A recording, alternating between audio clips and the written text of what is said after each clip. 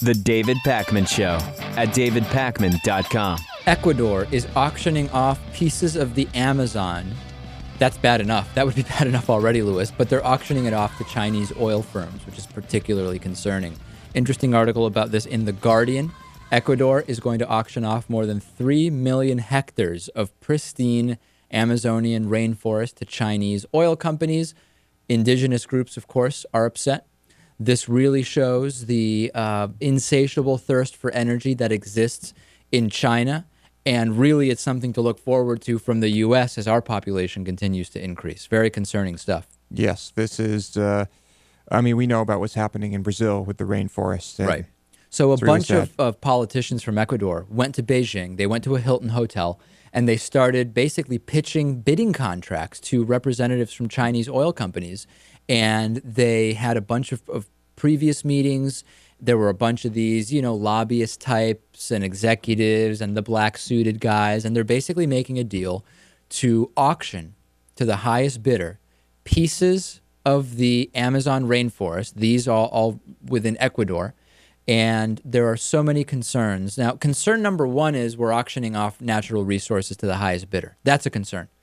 A particular concern is that oil companies are buying it, and oil companies also that are halfway around the world and don't really have that much of a vested interest in the day-to-day effects of their operations in these pieces of land that they're buying. So this is just... They wouldn't even care when it's in their own country. Yeah, I mean, we know about the huge pollution problem that happens in China.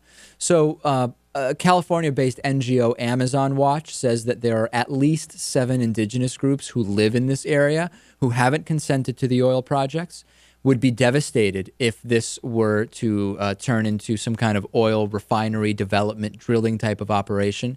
And this is just a disaster. I mean, on the one hand, you can make the argument, all that money is going to help poverty, right? You're going to just put some money, you're going to throw money at poverty. The poverty rate will go down as a result of this.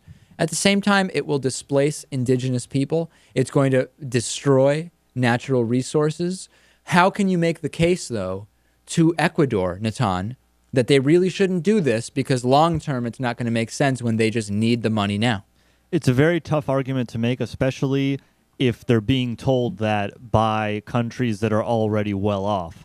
So it's just to tell a developing country, you need to, take care of the planet instead of, developing the country. It's the same with India and China. It's very difficult to convince them of that, given that, the ones that have polluted the environment are the developed countries. It's hard to believe, Lewis, that an environmental argument is really going to convince anybody.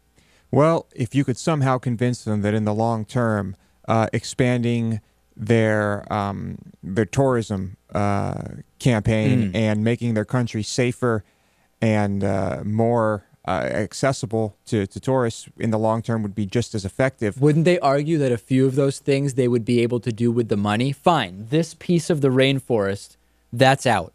But they'd be able to take that money to improve public safety and make it more accessible and reduce poverty and make better areas for walking around. I don't know. They might come back with that. They might. I mean, but you have to somehow convince them that the destruction of this land in the long term, it will just never make sense. Very disturbing stuff going on in Ecuador.